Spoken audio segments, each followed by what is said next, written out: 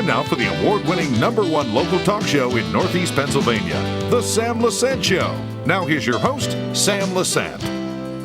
My friends, move the pumpkins off the back porch. That's the name of the book, written by Reverend Gloria Alexander. This book, folks, is amazing. Yes, move the pumpkins off the back porch. You're going to find yourself, become real in relationships, triumph over fear, improve your marriage from this book. Folks, it's an interesting book. When I got it, I read it, and I said, you know, this is interesting. We have to have this girl on our show. And she's joined by her husband. Both are reverends. Welcome, Gloria, and welcome, Harold, for being on the Sam Lesante Show. Thank you. You've been reverends for how many years? 30-some years, you said? Yes. Over 35 years. Over 35. How long have you been married? 39 years Yes, this okay. past Now, August. This book is interesting, okay? Now, the book is called Move the Pumpkins Off the Back Porch, which the title itself is amazing. But you tell the story of what happened here and the reason how this book evolved. As I've said, this time of year, as we go past houses and you see them decorated with pumpkins, I would buy pumpkins and decorate the house with them. But then after the season is over, my husband would cook the pumpkins and by the way, he could make a mean pumpkin bread. And so this particular year, we were real busy, and I came home one day, and I washed the pumpkins, cut them up, put them in the pot. But I didn't peel them. He came downstairs from his home office, and he asked me the question, why didn't you peel the pumpkins? And I'm saying, well, once they cook a little bit and get a little tender, then I'll peel them. He proceeded, and when I went back to my office, he proceeded in peeling the pumpkins. I come back in the kitchen, and he looks at me, and he said, okay, now you can proceed. Well, I am angry, because it's like, is it a rule? You know, is the cooking patrol going to come and get me and say, you did not peel them pumpkins? And he looked at me with superior attitude and walked upstairs, now you can finish. And so I got an instant attitude, and I proceeded to say to myself, he could finish it. And, you know, keep in mind, we both are pastors, you know. We have done marriage fellowships and marriage counseling and relationship counseling and, you know, and my attitude, you know, and I think we were married about 35 years at least then. But my attitude was, he took it himself, you know. And I mean, I really had an attitude. I walked back to my office with, he'll do it himself. And so he didn't. I came back to cook dinner, and the pumpkins are still there, so I wound up putting them, in the wintertime, our back porch is like a refrigerator, a walk-in refrigerator. So I put the pumpkins on the back porch, and that's why the title of the book, Move the Pumpkins, because they stayed there for about a week. And with both of us, with attitudes being cordial to one another, you know, we're good church people. And so you don't go around being straight out angry and mad with one another, you know. And but my attitude is what shocked me, because of the fact that I didn't care if those pumpkins rotted on that back porch. I did not care, you know, after putting all that money into buying the pumpkins. And that is what was scary.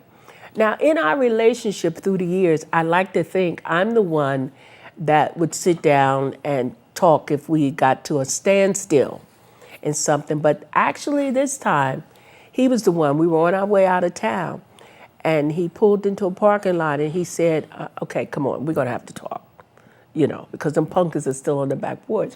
And I still had this little attitude, but he actually went past that to make me talk. And I expressed the fact that I felt like he always was feeling like he got to straighten out things for me.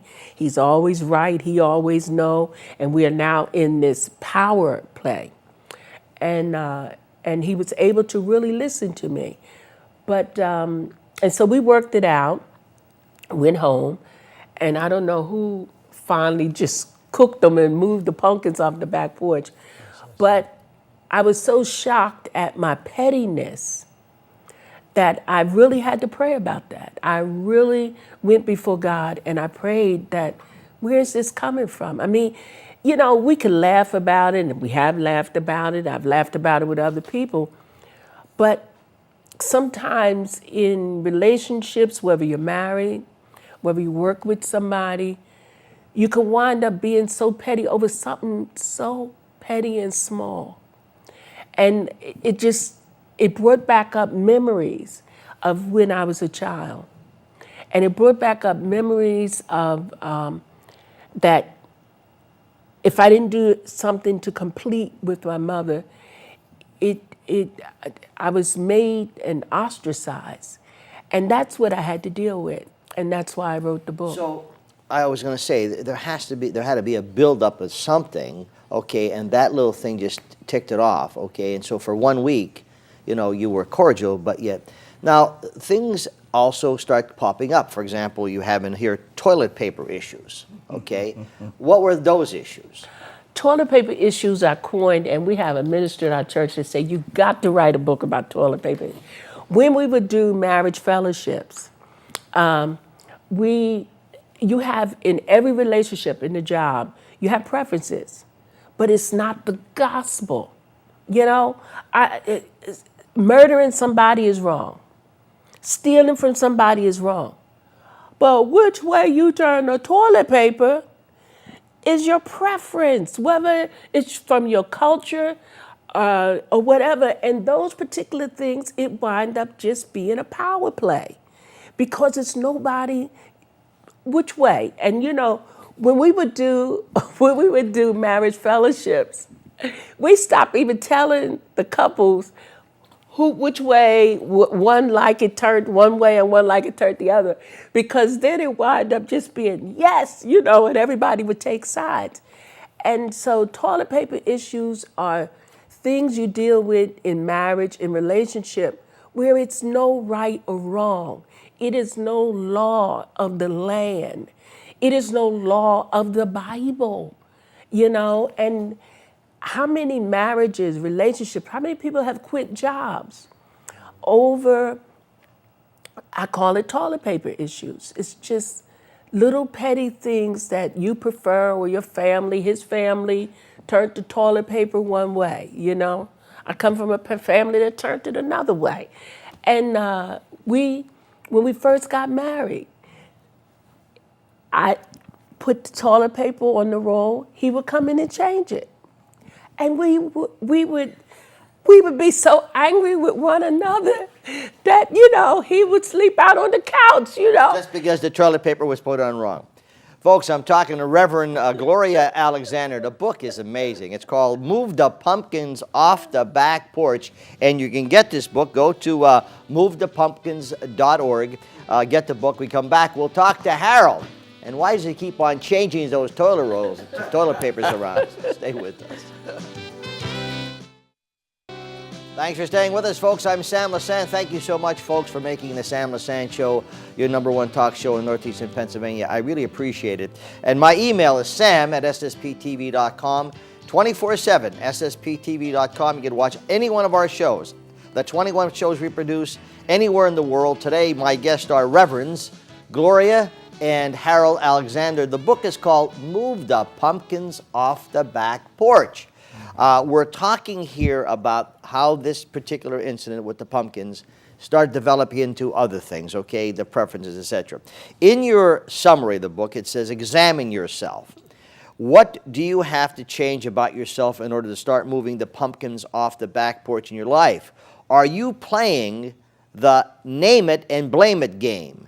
Blaming others for your past failures, allowing the past to spill into your present. I'm going to get to you with Harold in a second, but right now, before we get into any fights, she's the boss right now. So explain that, because I think this is always a concern. You know, people get married, and listen, in our lives, we're all sinners. We've done things in our lives that we're ashamed of, okay? There's no question about it.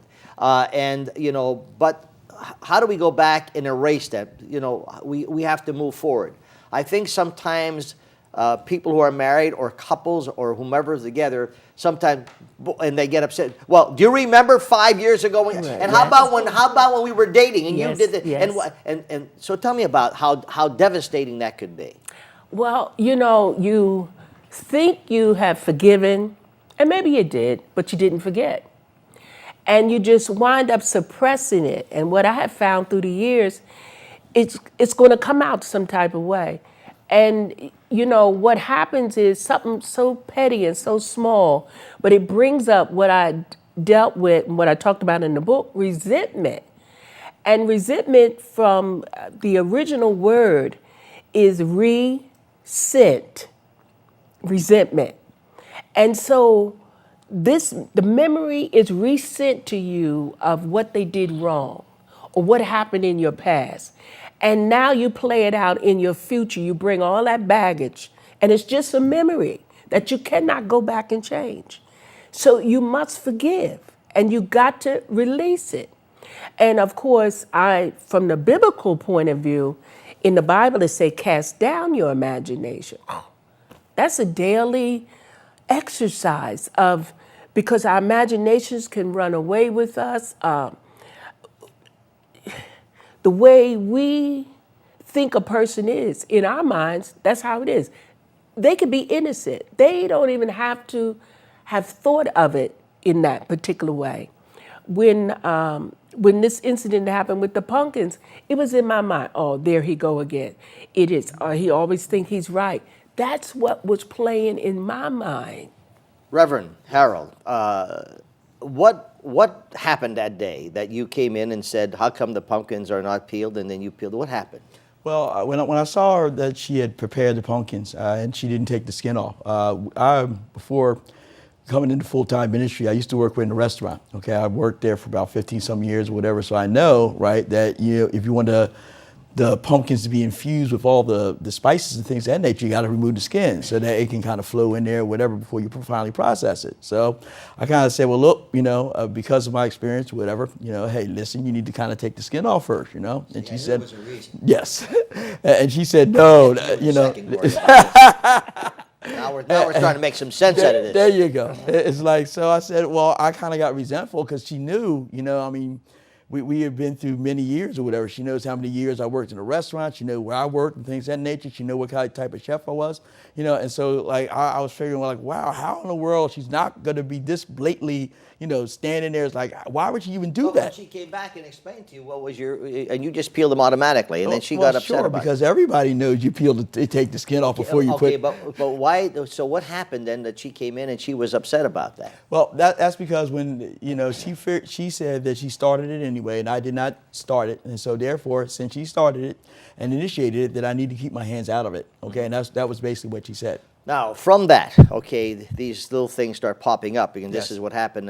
So so you sense that there was a little coolness going on. Sure. Correct? All right. So how did you approach that? Because this happens in married lives and couples' Yes. lives every day. Well, at first I just said, okay, she's a little upset or whatever, but she didn't want to do it, so maybe she didn't want to burn her fingers, whatever. Okay, I'll do it, and that's what happened. Were you a control freak here, saying, "Hey, it's my way or no way"? No, not really. It wasn't like that per se, but. So I said, okay, well, since I'm the husband and I'll take the load, I'll help her out. And so I said, okay, I jumped in the pot, took the skins off or whatever, and went on that way. So from that time, you and Gloria are able to now discuss some things, and you start praying over it and finding out why. Sure. And this happens, communication, I think, is so very important in any couple's lives. Yes. To communicate, okay? Sometimes you don't like to hear what you have to say, but don't get angry about it, okay? Yes. Am I correct? Now, yes.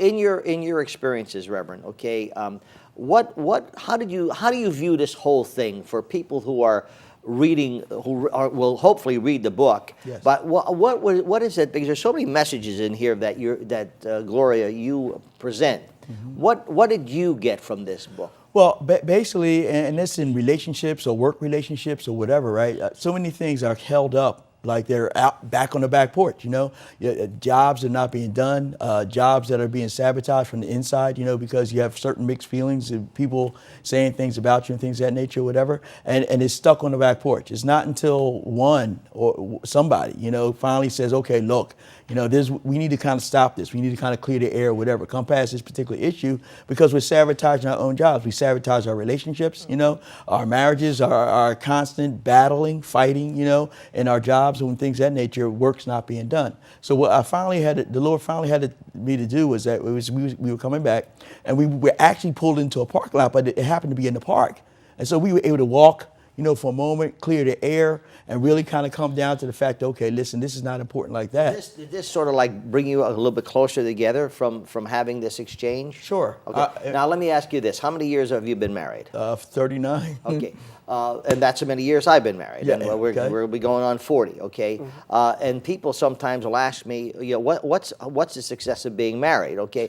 What do you think the key, because I'm going to write a book too, and I'm going to tell you the name of my book. And I've already patented it, so they're not going to steal this title from me. Okay. But what do you think the key things are of keeping a marriage alive for so many years? Well, one of it, I mean, you have to kind of look at marriage as a really great thing or whatever, but it's work like anything else, okay? It's a labor of love, you know, but it's work. You know, as she was talking about casting out your imagination, that's something that you do every day, you know, not bringing old issues back up, you know, because we'll do that in a minute. We kind of we try not to go to sleep on our anger and things of that nature, because that will definitely, you know, cause explosions. We don't talk about toilet paper issues anymore, you know, whether it's up or down, is the toilet paper is there, the toilet paper serves its purpose. If a person is having severe problems in their marriage from the past, okay, yes. and they just can't get rid of, you know, the hurt that may have been done to either, okay, and then, you know, they're doing fine and something happens, and then that spouse or the partner brings it up again. Yes. What do you say to people like that? Well, what we use was, and our central thing is that we still have somebody that's in the middle with us. We have there's a judge, okay? We believe that when you get married, right, there's more than one person in a relationship. There's the husband, there's the wife, and then there's God.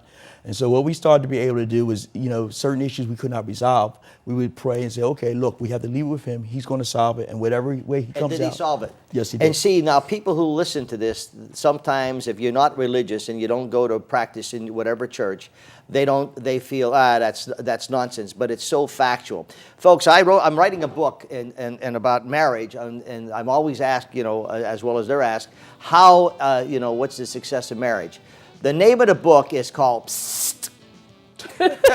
Now, I'm going to tell you, it's called Psst. P-S-S-S-T. We come back, I'll tell you what that means. Stay with us. Folks, the name of the book that I'm talking about today is called Move the Pumpkins Off the Back Porch. You can go to movethepumpkins.org and you got to get this book or go to Amazon. My guests today are Reverends Gloria and Harold Alexander. And we're talking about how this book could find yourself, become real in relationships, triumph over fear, and improve your marriage. My book that I'm going to write is called Psst. It's P-S-S-S-T, right? Patience, sacrifice, solitude, silence, and tolerance. And I think, really, if you look at those individually, you'll begin to see some of the things, okay, that we deal with, okay? Don't be too fast to snap back. Think a little bit, silence, okay? Be tolerant of what your spouse has to say, because you don't know what she went through for the full day or what you went through for the full day, okay? Now, I've said this before. We're not saints by no means, and I'm not lecturing to anybody. I've made many mistakes in my life, and sometimes I say I'm out of my mind for doing them. But however, I have to continue on. That's right. This is the point I want to get at, Gloria, is how do couples or how do people, okay, even if they're not married, how do they get along with the fact that they said, oh, I did this one, and I should have never did this, and my brother was this to me, and my sister was that, and my father did this to me when my mother did this to me. You could drive yourself crazy. Yeah, okay, you do. What do you say?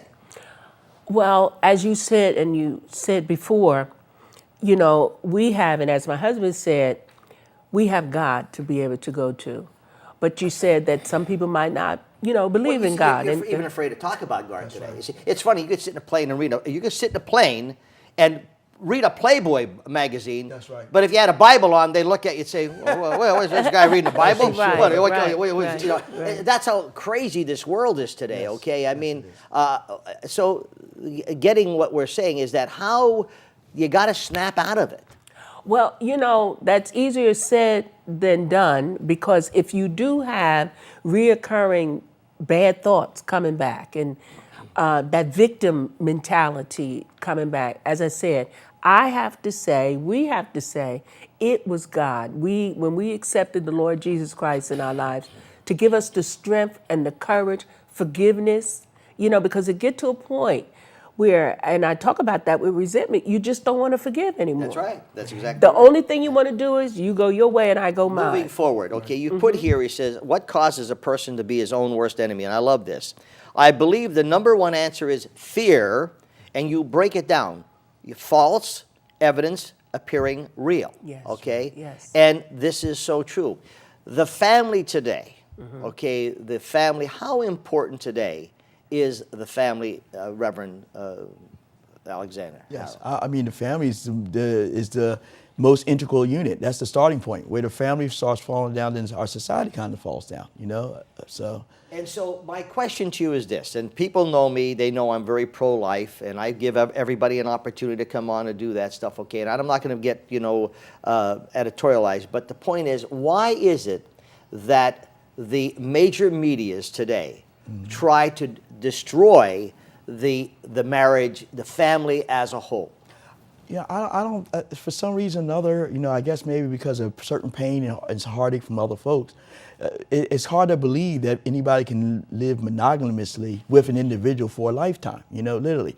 I mean, that was the premise that God set up. That's not hip today. You see, I hear that. know. You got to get with it, Sam. That's right. Well, get with, other words, like Bishop Timlin said, sin is sin. You don't right. change it, okay? That's right. That's what it is, Exactly. okay? But they try to camouflage it. They don't go to church. They don't Yes. practice their religion. Yes. And they try to live the soccer, life and the baseball and the football, and nothing wrong with that, because my daughter's involved with it very heavily, and my grandchildren, okay, and I love them. But I mean, they practice their faith. Right. It's so important to practice your faith because it means so much. Exactly. I'm not just saying it because you see it every day. Yeah, no, you definitely have to practice it, And I've prayed with a couple of reporters and different people. They are human beings, and a lot of them come from broken families, and they have unforgiveness. So to them, the family is not important. It just, but to help somebody journaling, I talk about that in there. Yes. When they are really ready to move on with their lives and stop putting giving your power over to somebody else. You are responsible. You are responsible for your life. And I just talk about a few things, and it's like you got to make up your mind one day. The light bulb got to come on one day. Yeah. I'm ready to move on, and I want to move some important major projects off the back porch of my life. That's right. That's for sure. And as long as you're still wrestling, you can't move those pumpkins, You see, it's so great to have an open relationship as to communicate back and forth. And I think, as I said, with my book that I'm going to write, and folks, I've patented this, so don't think you're going to steal it. My book, okay, Yes. Patience, solitude, silence, and sacrifice, and tolerance, okay? Right. You need that, Yes. The book, I'm telling you, I could go on for another hour discussing this because it's very interesting. And I don't know, we don't have the right way. I mean, but we don't have, I think we have the right way in saying that, whoever you are, have God in your life somewhere. It's important, okay? And I feel so sorry for people who do not have that in their life. They're living the life of Riley now, as they say many years ago. But the pain they're going to suffer as they get older, as we all know, Yes. Yeah. it's Yes. just like, it's amazing. Gloria, you're a beautiful person. Thank okay? you, and thank you so much. Harold, let her leave the pumpkins on. Why did you put the pumpkins on the back porch? Move those pumpkins off the back porch. That's Folks, right. the book That's is called, it's a fabulous book, I'm telling you. Move the pumpkins off the back porch. It's .org. Move the pumpkins off the back porch.org, and you'll really enjoy this. Thanks for staying with us. Remember, ssptv.com. You can watch this show anywhere in the world. We'll see you next time.